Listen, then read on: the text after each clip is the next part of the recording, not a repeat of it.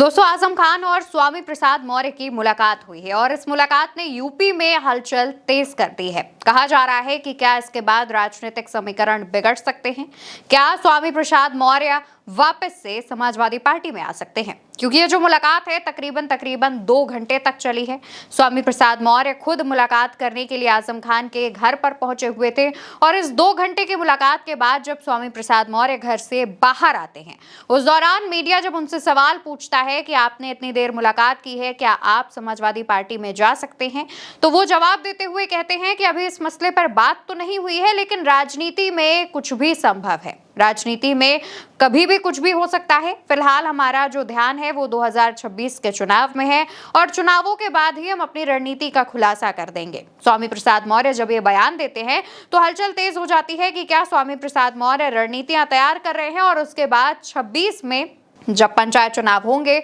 तो उसके बाद अखिलेश यादव के साथ जा सकते हैं, या फिर 2027 में होने वाले विधानसभा चुनावों से पहले समाजवादी पार्टी का दामन थाम सकते हैं। कहा यह जा रहा है कि 23 महीनों की जेल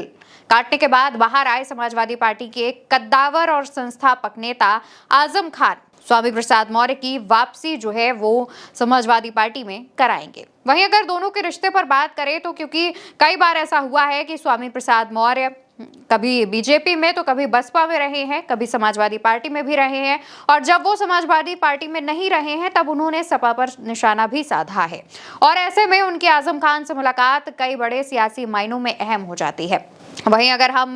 स्वामी प्रसाद मौर्य को लेकर के बात करें तो फिलहाल उन्होंने अपनी एक नई पार्टी का गठन कर लिया है और कई छोटे छोटे दल को मिलाकर खुद को वो मुख्यमंत्री पद का उम्मीदवार भी बता रहे हैं। लेकिन कहा यह जा रहा है कि 2027 के चुनावों से पहले अपनी पार्टी का विलय करके या फिर गठबंधन करके वो किसी पार्टी के साथ आगे बढ़ सकते हैं और इसमें सबसे ज्यादा चर्चा में नाम समाजवादी पार्टी का चल रहा है। आजम खान पर बात करें तो वो रामपुर से 10 बार के विधायक हैं, सांसद रह चुके हैं और जब से वो जेल से बाहर आए हैं उसके बाद से ही उनके स्वास्थ्य को लेकर लगातार चिंताएं जताई जा रही हैं। कुछ दिनों पहले लगभग 8 अक्टूबर के आसपास अखिलेश यादव भी आजम खान से मुलाकात करने पहुंचे थे और उसके बाद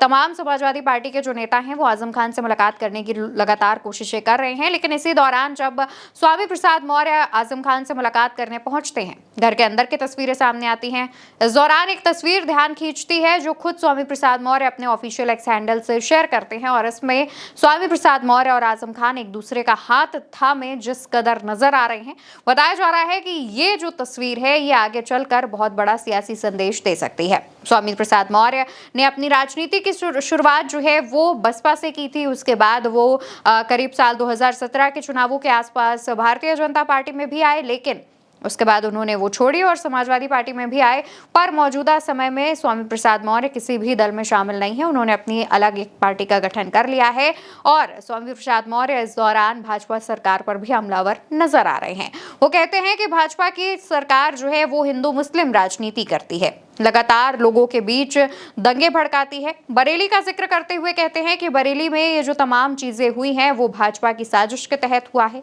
आजम खान को लेकर वो बात करते हैं कि भले ही आजम खान और वो अलग अलग दलों में रहे हों, कभी आजम खान सत्ता में तो कभी स्वामी प्रसाद मौर्य सत्ता में रहे हों, इस दौरान एक दूसरे पर आरोप प्रत्यारोप भी किया है, लेकिन उनके और दोनों के बीच के जो संबंध है, यानी आजम खान के और स्वामी प्रसाद मौर्य के जो संबंध हैं वो काफी अच्छे हैं। इस दौरान आजम खान की स्वास्थ्य को लेकर वो चिंता जताते हुए कहते हैं कि यूपी सरकार ने आजम खान और उनके परिवार को जो सताने का काम किया है वो बेहद गलत है। जिस तरीके से स्वामी प्रसाद मौर्य भाजपा पर निशाना साध रहे हैं, बसपा को लेकर चुप्पी साध रखी है, उसके बाद समाजवादी पार्टी ही उनके पास एक आखिरी ऑप्शन के तौर पर रह जाती है, गठबंधन या फिर उसमें शामिल होने के। ये भी बता दें कि जब स्वामी प्रसाद मौर्य से सवाल पूछा गया समाजवादी पार्टी को लेकर के तो उन्होंने कहा कि ये समाजवादी पार्टी की अंदरूनी बातें हैं, अंदरूनी जो चर्चाएं हैं, इस पर मैं कुछ भी टिप्पणी नहीं करना चाहूंगा। जिसने इस बात पर मुहर लगा दी है कि वो